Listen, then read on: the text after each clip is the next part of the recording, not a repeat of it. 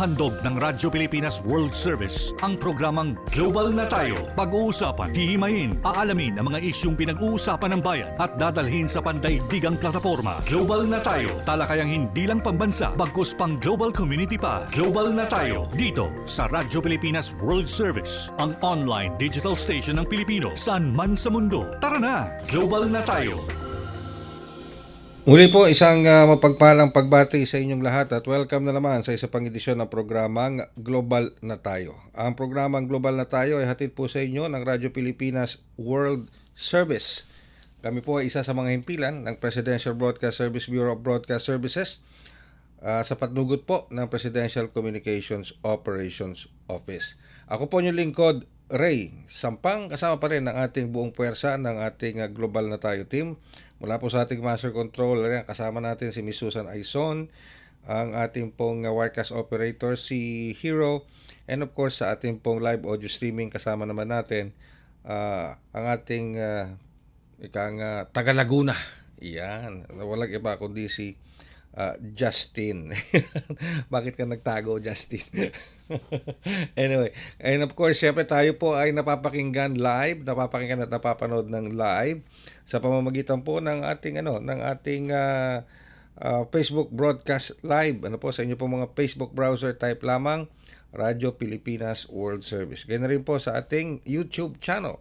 Sa inyo pong YouTube browser, type lamang Radyo Pilipinas World Service. And of course, sa iba't ibang panig ng mundo, sa pamamagitan po yan ng ating shortwave broadcast gamit ang mga shortwave transmitters ng Voice of America. And of course, mapapakinggan din niyo po kami sa inyong mga cellphone. Opo, sa inyong mga cellphone. Kaya kahit nasa lugar kayo ng mundo, basta may signal, may data, mapapakinggan niyo kami. I-download niyo lamang ang ating PBS radio app sa inyong mga iPhone or Android phones. Ayan, okay? Well, tuloy-tuloy pa rin tayo dito sa ating segment, sa ating episode na ito ng programang Global na Tayo, sapagkat patuloy pa rin po tayong tututok sa mga kaganapan sa gitnang silangan kung saan lalo pang umiigting ang sigalot o tension sa pagitan ng Iran at ng US at Israel. Patuloy yung mga airstrikes, palitan ng airstrikes. At ang masakit nito, nadadamay po ang iba pang bansa sa gitnang silangan. Katulad po ng yung sa bansang Kuwait, meron na rin nangyaring pag-atake sa Cyprus. Tinarget naman yata doon British military base. Meron din mga reported sa Saudi Arabia kung saan reported tinamaan ang isang Aramco oil refinery. Okay? And of course, iba't ibang panig pa ng mga bansa sa Middle East. So sa pagkakataong ito, makakausap naman natin ang ating Philippine Embassy sa Muscat, Oman. Opo, pupunta po tayo sa Oman. Sa mga nanonood at sumusubaybay sa atin, ito na yung pagkakataon para marinig natin ang mga kaganapan dyan po sa Oman sa pamamagitan ng ating Philippine Embassy. At makakasama po natin sa linya ng komunikasyon ang ating Vice Consul ng Philippine Embassy sa Philippine Embassy sa Oman, Vice Consul April Casquejo. Magandang umaga po, Vice Consul Casquejo. Magandang umaga po, sir. Magandang umaga po sa lahat ng tagapakinig ng Radyo Pilipinas World Service. Thank you very much po, Consul Casquejo, sa pagpapaunak po ninyo sa ating programa dito sa Global na Tayo. Bago lahat, matanong ko lang, anong oras na po ba sa Oman ngayon? It's currently 6:37 po. 4 hours po kami behind sa inyo. 4 hours kayo behind. Okay. Ng umaga pala ngayon dyan sa Umaga Oman. po. Alright. Yes po. Okay. Well, before I proceed, matanong ko lang po, kamusta po ang ating mga kababayan sa Oman, sa Muscat, at sa ating Philippine Embassy, kamusta po ang kalalagayan po ninyo sa likod nitong lumalalang tensyon sa gitnang silangan? Sa ngayon po, sir, okay naman po kami dito. Ang ating Filipino community ay nananatiling safe. We're generally safe here. Kasama na rin po ang Philippine Embassy, nandito po kami. Okay. So, mga ilang Filipinos po ba ang living and working sa Oman, Consul Casquejo? Sa ngayon po, we have official data shows po that we have over 48,000 po Filipinos living and working in Oman at the moment. Okay. So, 48,000. Did I hear you correct, Consul? Tama po, tama po. Okay.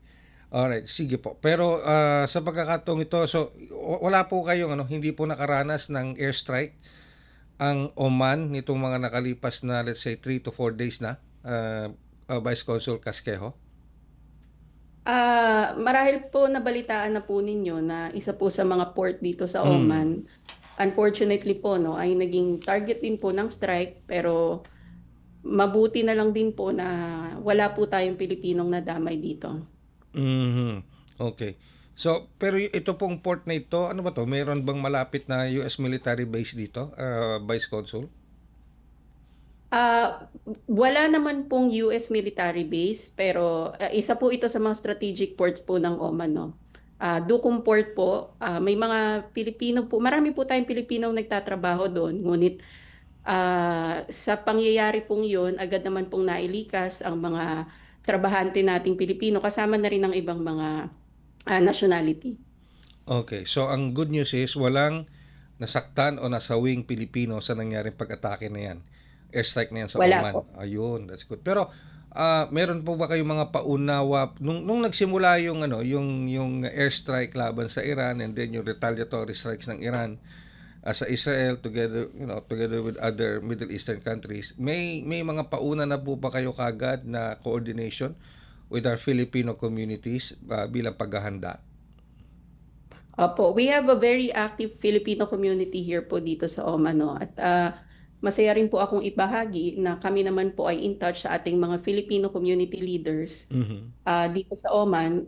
Doon po sa nangyaring yon, of course, we cannot actually preempt where and when it will happen. But Mhm. what I can say po is that when it happened, we were there to be of help to them. Along with, of course, the Oman government po na aktibo naman, Mhm. alisto po sila sa pagbabantay ng seguridad ng lahat dito sa Oman.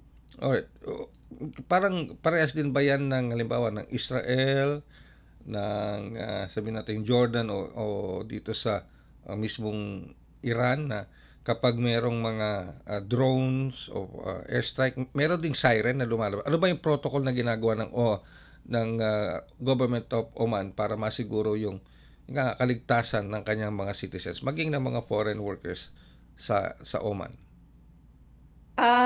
Iko-confirm ko po, no, before and during that particular strike po, sirens were indeed heard across that governorate. Mabanggit ko na lang din po na ang Duqm is about mga 5 hours away po from capital Muscat, no. So it's a separate governorate, pero kagaya po ng security dito sa capital, across all governorates naman po of Muscat na nanatili pong matibay ang seguridad. Meron po silang robust na civil defense authority, Royal Oman Police at marami pang instrumentalities na nagsisiguro na ang mga citizens po at ang mga expatriates po dito sa Oman ay nananatiling safe. Meron na ho bang mga nagsisignify sa inyo na gusto ng magpa-repatriate pabalik dito sa Pilipinas sa Vice Consul? Sa ngayon po, sir, wala. Dama naman po ng mga Pilipino na sa ngayon at least we remain generally safe here in Oman. So sa ngayon po wala ho kaming natatanggap na ganong mga request patungkol dito. Okay, ayan. So generally peaceful naman pala diyan sa Oman. Pero in any case, sakaling lumala ang tension, meron kayong anong tawag dito, meron kayong mga pre-planned evacuation plan, pre-planned procedures na pwedeng maipatupad kaagad kung sakasakaling immediate action may be needed. Ano po? Tama po, sir. Meron po kaming contingency plan. Kasama po ng embassy ang ating Migrant Workers Office, ang OWA. Ganun na rin po ang ating Filipino community na patuloy na nagbibigay sa amin ng impormasyon patungkol sa kalagayan nila. At any given time po na mag-escalate itong sitwasyon dito sa Oman, handa po kaming umantabay, sumaklolo sa ating mga kababayan.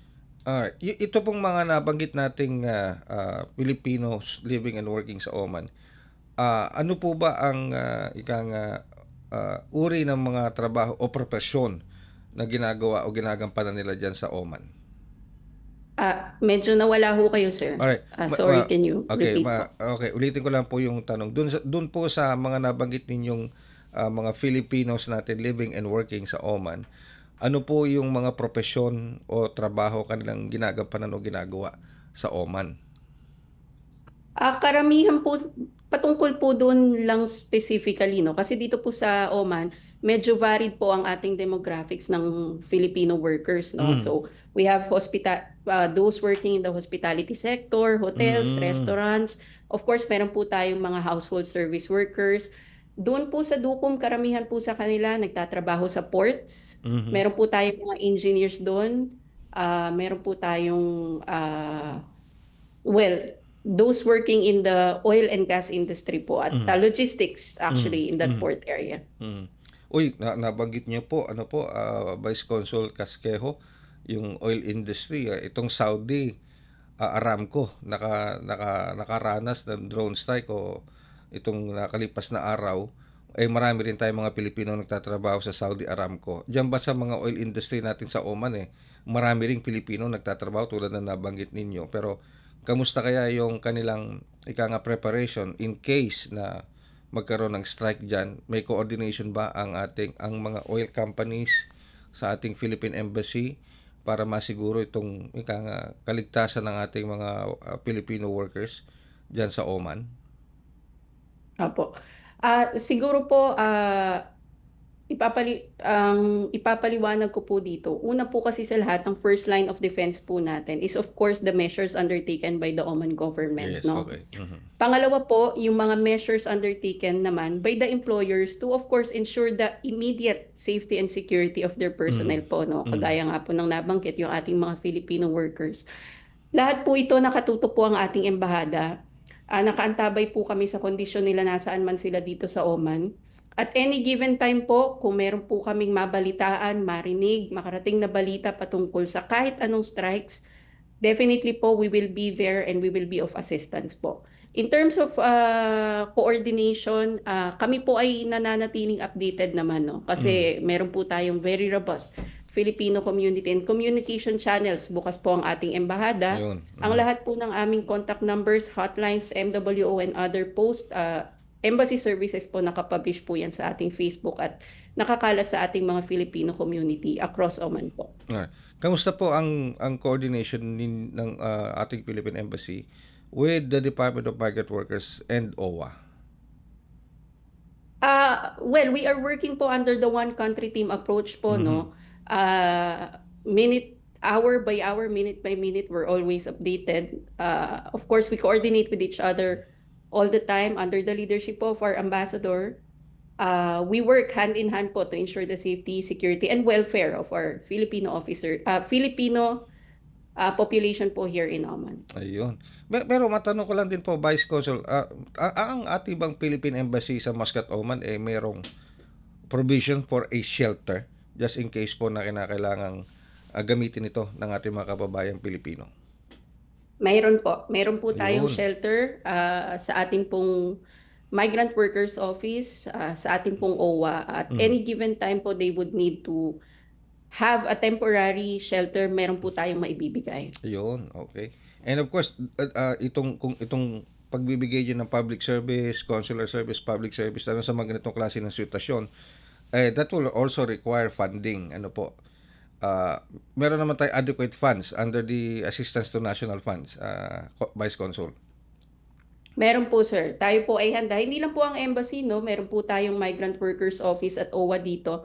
Lahat po kami ay nakaantabay at handang sumaklolo. Ayun. At least in terms of funding that you ask, meron po tayong sapat niyan. Ayun. And siguro lastly, Vice Consul, paano po, kasi lately nakakatanggap kami ng mga queries mula sa ating mga kababayan dito sa loob ng Pilipinas na may mga kamag-anak na nagtatrabaho sa Middle East. Ano po, meron din kami natatanggap na nag-inquire dyan sa Oman. So, paano po ugnayan ng mga kababayan natin dito sa Pilipinas ang ating embahada dyan sa Oman?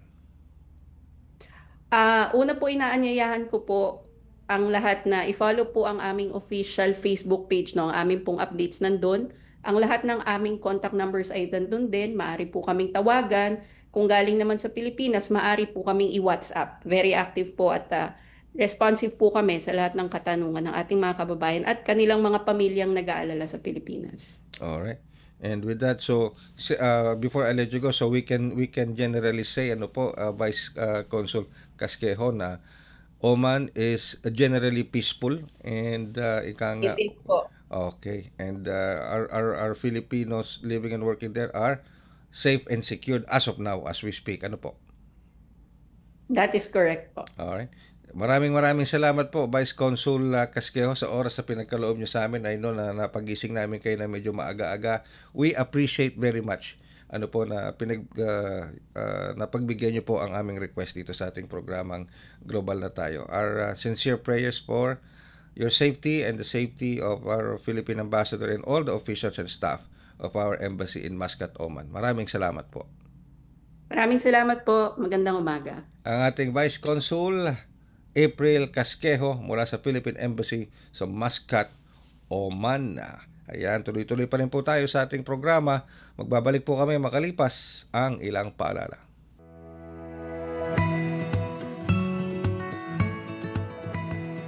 Sa isang bagong Pilipinas, hindi dapat makambang pamilyang Pilipino sa mga bayarin sa ospital. Kaya naman sa Zero Billing Policy, libre ang inyong paggamot sa lahat ng mga Department of Health hospitals. Mapa-inpatient, outpatient, o emergency services. Isama na rin ang mga mamahaling gamot, lab tests, therapy, at marami pang iba. Libre ang inyong paggamot. Ang pangangalaga sa kalusugan ng mamamayan ay ang ating pangunahing tungkulin dahil ang serbisyong medikal ay karapatan at hindi dagdag pasanin. Kayo po ay patuloy na sumusubaybay sa ating programang Global na Tayo dito pa rin sa himpilang Radyo Pilipinas World Service. Ako po yung lingkod, Ray Sampang. Alright, sa patuloy pa rin natin pagtutong sa mga kaganapan sa gitnang silangan, tayo naman ay dadako dito sa usapin ng ating mga Filipino seafarers. Ito po ay may kaugnayan sa kanilang seguridad, kaligtasan, lalo-lalo na kung ang pag-uusapan po ay ang Strait of Hormuz. Ayan. Ito pong Strait of Hormuz kasi talagang tinutukan din po ito dahil vital sea route o sea lane ito na part nito ay nasa jurisdiction o control ng Iran. Alright. At ito ang binabantayan din sapagkat this is a nautical, masasabi nating nautical passage kung saan napakaraming produkto ng langis ang dumadaan at iba pang mga produkto billions and billions of pesos, billions and billions of dollars flow through this Hormuz Strait. At pag ito na-disrupt at nahinto dahil nga po dito sa kaguluhan sa Middle East involving Iran, US and Israel, malaking epekto po ito sa global economy. Hindi lang sa global economy, kundi sa kaligtasan at buhay ng ating mga Filipino seafarers. Meron na nga pong mga naiulat na inatake na tanker, yung Skylight, na sa mga social media posts po yan. At hindi ko lang ma-confirm talaga kung sinuspindi na ba ng Iran o totally na pinagbawalan na ng Iran ang pagdaan dito. Pero siyempre ang tutok natin, ang concentration natin para sa kapakanan at kaligtasan ng ating Filipino seafarers. At walang iba tayong makakausap para dyan, makakasama natin ang Associated Marine Officers and Seamen's Union of the Philippines, AMUSUP, sa pamamagitan ng kanilang Head Legal Department. Walang iba, nagbabalik si Attorney Emmanuel Partido. Attorney Partido, magandang umaga po at welcome back sa programang Global na Tayo. Magandang umaga, Kari, at kami nagpapasalamat at bigyan mo kami ng magkakataon na muling maging panauhin sa iyong programa para makapagbigay ng liwanag o ng konting impormasyon na kung ano available na nauukol sa mga seafarer natin dito sa parte ng mundo na yan. Alright. Attorney Partido, so talagang nakatutok ngayon sa kalalagayan, kaligtasan ng ating mga Filipino seafarers, lalong-lalo na kung ang pinag-uusapan, sakay sila ng mga cargo o shipping vessels na maaring dumaan sa Strait of Hormuz. Matanong ko lamang po, ang AMUSUP ba, meron tayong mga accredited na mga shipping lines or shipping companies na dumadaan dyan sa Strait of Hormuz? Alam mo, kami, no, kami, Union, yung bilang Union, siyempre, kami unang-una hinihikayat namin na kung pwede, ang mga ship owner o ang shipping companies ay umiwas muna sa lugar na yan. Dahil ang una natin pakay, mailayo natin sa kapahamakan ang ating mga Pilipino mandaragat. Pero, alam mo, up to now, Kari, wala pang opisyal. Although yan ngayon parang kumbaga kasama sa tinatawag nating theater of war, no?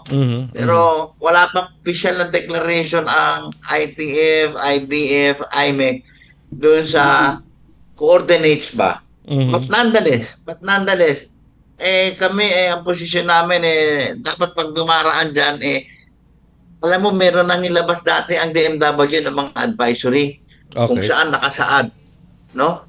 Ang mga rights ng seafarer at ang obligasyon ng mga shipping companies. Dumaraan sa mga ganyang klaseng lugar na kung saan merong kaguluhan.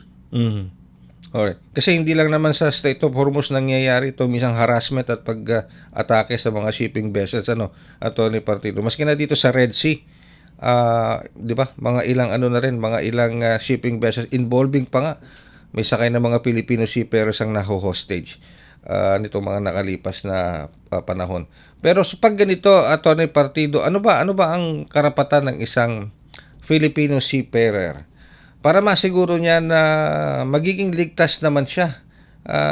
Para masiguro niya na he will not put himself in harm's way kapag sumampa siya dito sa isang shipping or cargo vessel na ito. Ano ba ang nakapaloob sa kanyang karapatan tungkol dito, Atty. Partido? Magandang yan para sa kaliwanagan, ano?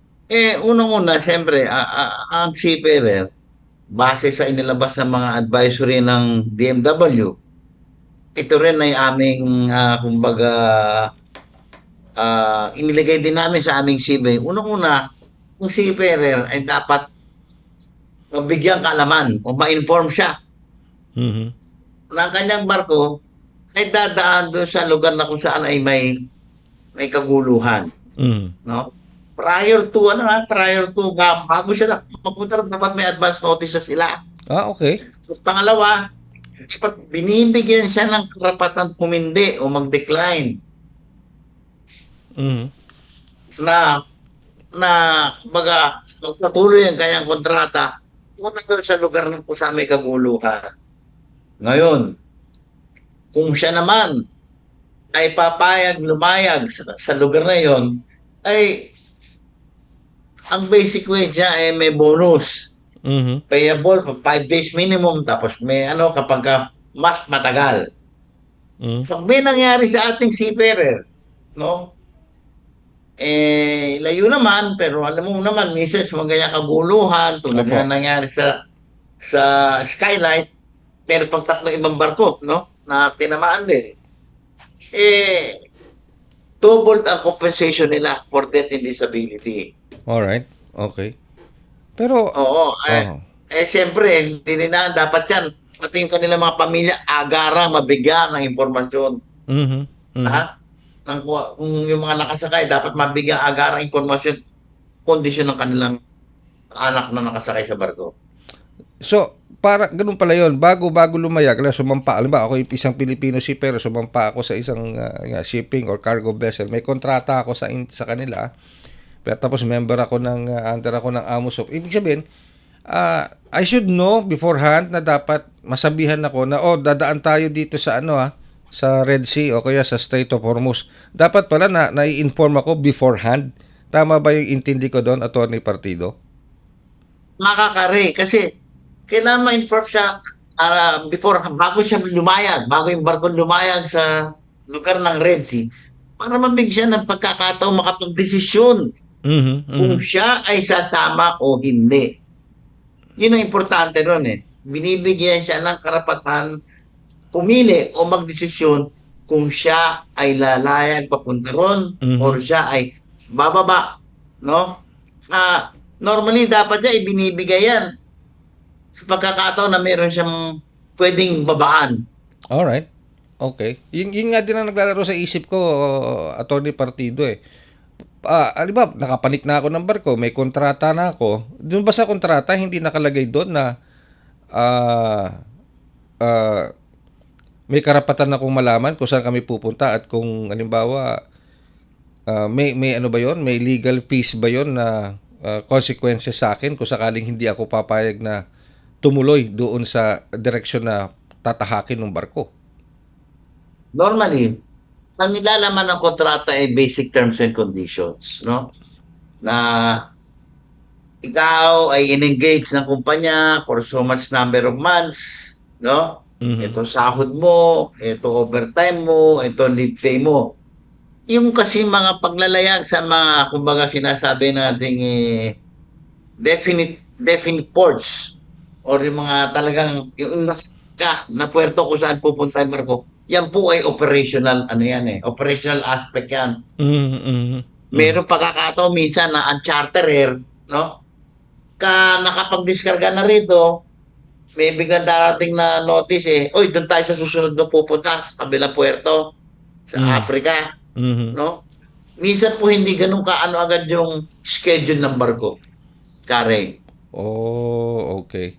So, tapos nabanggit nyo, kung halimbawa ako magdesisyon, ayoko pumunta dyan, di ako sasama dyan sa ruta na yan. Ibig sabihin, maghihintay pa ako ng pinakamalapit na port kung saan nila ako pwedeng ibaba. Yes, sir. Kaya nga ho, advance information kasi parang nandoon pa rin. Kasi meron na bibigay mo yung impormasyon, yung seaman ganun din. Wala nang pagkakataon para makababa. O, yun na nga eh. Yun na. 'Di ba? Kaya normally yan, sinasabi yan, kumbaga, oy, pupunta tayo doon. Ha? May pagkakataon ko baba sa puerto ng Hong Kong kasi sunod na ating biyahe, sabihin natin sa Doha na or kung anong puerto yan. Habang en route sa Hong Kong, pwede na siya mag-decide. Mm, Ideally speaking, kasi alam mo, we should also realize minsan again, inaano ko yung operational aspect, no? Na minsan may pagkakataon, but then again, kami po, kasama po, I'm sure, kaya ako naglabas ng mga advisory ng DMW, ito po ay mga, should I say, precautionary. Ito po ay mga hakbang na para mapigyan ng pagkakataon ng seafarer natin ay mailayo sa kapahamakan. This puts on guard. Ito po advisory ito, binibigay din natin sa mga shipping company, siyempre. And for them to provide, para ibigay din sa principal, para alam nila kung ano obligasyon nila sa seafarer. Alam din nila kung ano dapat, ano yung tuntunin ng gobyerno ng Pilipinas bilang supplier ng mga Pilipinong mandaragat. Now, sa part po ng AMUSOP, Attorney Partido, ano ang pwedeng assistance na ibigay ng AMUSOP, both financially and legally, dito sa mga kababayan nating, halimbawa, unfortunately, baka makaranas ng pag-atake sa kanilang mga barko kung sakasakali man na dumaan sa Hormuz o sa Strait of Hormuz o sabi na ay nagdesisyon na hindi na tumuloy, sakay na sila ng barko pero hindi na tumuloy dahil alam nila dadaan sa Strait of Hormuz. Sasabihin, ayoko, baba nyo na lang ako sa pinakamalapit na port. May mga ganun bang anong assistance na pwedeng ibigay ng AMUSOP, lalo na kung ang seafarer miyembro ninyo? Kami po normally, siyempre, unang-una is yung sinasabi nating legal or practical advice, no? Of course, kami pong union, kami ganito pagkakataon, we are always in constant coordination with the LMAs. Let us face it, Kare, ang basic or ang first information ay manggagaling sa LMA tungkol po sa actual situation ng seafarer na nasa barko. Mula po dun sa sitwasyon na yon, kami po ay naglalahad na sa LMA, pati po sa mga seafarer na ang union po ay nandito. Well, meron tayong mga kumbaga programa sa AMUSOP kung saan meron mga financial assistance, Mhm. financial programs. Mhm. Hindi po rito nalalayo, yung pwede po sila mag-avail ng mga provident fund nila kung Mhm. kinakailangan. No? Meron din meron din po tayo, aside from financial, meron din po tayo mga kaukulang, alam nyo, minsan Karen, dumarating yung tinatawag na may trauma ba? Okay. Yes, yes. So, we give mga psychological, mga trauma, tawag dito, intervention sa ating ospital. Mhm. Mhm. Ang ospital po natin dito sa Pilipinas ay nationwide na po. Meron po tayo sa Manila, sa Bacolod, sa Cebu, sa Iloilo and Davao. Kare. Ayun. Ang lawak naman pala. So, pero sa ngayon po, Atty. Partido, wala naman tayong mga sabihin na nating accredited shipping companies o affiliates o accredited shipping companies, shipping lines na na namumroblema diyan sa issue ng pagdaan sa Strait of Hormuz, lalo na kung kaano natin ka-agreement natin with AMOSUP. Wala naman po o meron kayong minomonitor sa ngayon? Ngayon po, nakasabay pa rin kami, no? Although yung pong sinasabi natin na yung pong Skylight, yung pong MKD yung V-Ships Asia, yung pong Hercules Star, yung pong Ocean Electra, ito po yung mga barkong tinamaan, ano? Mhm. Mhm. Ito po yung mga walang CBA. Kaya Okay. kami, wala po itong mga CBA with AMOSUC. Ito po yung mga tinamaan. Ito po yung mga naging collateral damage Collateral damage. sa gulo, no? Mhm. Pero kami po ay antabay sa information, in coordinating with ASEC Jerome Pampolina ng DFW po, no? Para po sa mga bali-balita, kung mayroong darating na advisory, naghihintay rin po kami ng advice galing sa ITF, IBF, IMEC, kung ano pong deklarasyon nila, Mhm. para po kami po ay nakikiisa sa lahat ng stakeholders dito, no? At bukas po ang aming tanggapan Mhm. para makatulong po sa sitwasyon na ito. Kare. Naku, napakalaking bagay po ng tulong ng AMOSUP both sa legal and other in-kind na mga services ng AMOSUP. Pero totoo po yung sinabi ni Atty. Partido sapagkat nakapunta na po ako sa headquarters ng AMOSUP. Meron silang doon, may dormitory pa nga doon for men and women, di ba? Tapos merong kasi baka akala ninyo yung mga nakikinig sa atin, ang Filipino seafarers ngayon hindi lang po puro kalalakihan. May mga kababaihan na po tayong tinatawag na Filipino seafarers. Tama po ba ako doon, Atty. Partido? Po, dati-rati po, Kare. Oo. Ang seafarer is predominantly talaga male. Ano po? Mhm. Ngayon po, dumadami na po ang kababaihan sa ating industriya at they enjoy yung po tinatawag natin mga karapatan din ng mga gender sensitivity, mga safe space, Mhm. sila. Dumadami na po, not only sa cruise ship. Mhm. Marami rin po tayong mga kababayang seafarer na opisyal, kapitan, Wow. chief Talaga? engineer, no? Wow. Nabanggit ko yan, Atty. Partido, dahil ngayong buwan ng March is Women's Month. Oh. Yes, sir. Diba, Women's Month. At alam ko, Tama po. Kami po ay may activity ngayong Biyernes, no? Wow. Celebrating Women's Month dito po sa AMOSUP. Yan, Nga po, talaga. Kare. Talaga naman. And with that, Atty. Partido, gusto ko mapahabain. Talagang we're running out of material tayo. Pero alam nyo, tuwing kausap ko si Atty. Partido, kulang ang kulang ang isang episode ng Global na tayo. Okay. Baka pwede nating i-live guest si Atty. Partido one of these days dito sa ating programa kung may panahon siya. Maraming salamat po, Atty. Partido. Pero bago lahat, inyo pong mensahe sa ating mga nanonood at nakikinig ngayon at partikular sa ating mga Filipino seafarers. Go ahead po, Atty. Partido. Opo. Of course, in behalf of Dr. Oka po, at sa general membership po ng AMOSUP, no? Ako po ay nagpapasalamat na nabigyan po kami ng pagkakataon maging panawin sa inyong programa at nakapaghayag ng kung anumang impormasyon na baka na mabibigay namin ukol sa pangyayari. Muso po ay narito para sa mga Muso members. At alam niyo po, Kari, marami rin po kasi ibang sima na ngayon member ng AMOSUP, bukas hindi inactive. Bukas Huh? din po ang aming tanggapan para sa kanila. Mhm. Kami po ay nakikisa sa gobyerno. Sumusuporta po kami sa gobyerno sa pagharap ng pagsusubok na ito. Ito pong gulo na ito ay talagang nakakalungkot at nakakabahala. Naway sana po talagang matapos po ganito at ang mga Pilipino magdaragat po ay kayo po ay mag-ingat and we wish you all the best and may God bless you. Maraming salamat po sa inyong kumbaga sabi nga nila they move the world, no? Kari, Yes. they move the world. Yes, yes. They risk their lives carrying the goods for the world. Yes, Opo. yes. Opo. With that, Attorney Partido, maraming salamat po sa oras na pinagkaroon. Mabuhay po kayo.